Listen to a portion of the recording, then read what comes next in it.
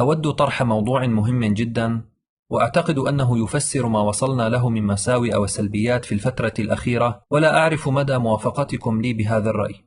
مؤكد أنكم تستغربون مثلي في الآونة الأخيرة كثرة الحوادث والقتل والمرض والحرق والطلاق والخلافات والنزاعات بين الناس، وارتفاع حصيلتها بشكل غير معقول. ولا أنكر أنني تخوفت جدا لمدى الكم المتسارع، وأخذ مني الكثير من التفكير والتحليل، حيث توصلت إلى أن مواقع التواصل الاجتماعي هي من أقوى الأسباب. لن أتطرق لأمور التواصل الغير الشرعي بين الجنسين، بل سأسلط الضوء على موضوع يوازيه بالخطورة، وهو تعري البيوت.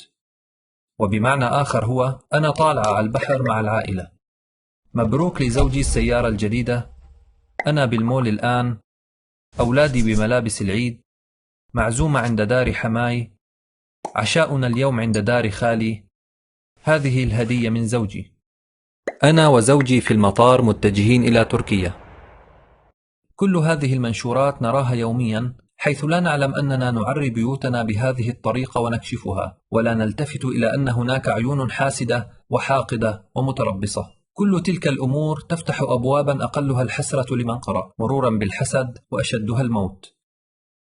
يقول الله تعالى: قال يا بني لا تقصص رؤياك على إخوتك فيكيدوا لك كيدا. هو نبي ويخبر ابنه النبي ويحذره من حقد إخوته، فما بالكم بغريب الدار؟ لنسمع قول رسول الله صلى الله عليه وسلم: أكثر من يموت من أمتي بعد قضاء الله وقدره بالأنفس، يعني بالعين. وعن أسماء بنت عميس أنها قالت: يا رسول الله، إن بني جعفر تصيبهم العين، أفنسترقي لهم؟ قال: نعم، فلو كان شيء سابق القدر لسبقته العين.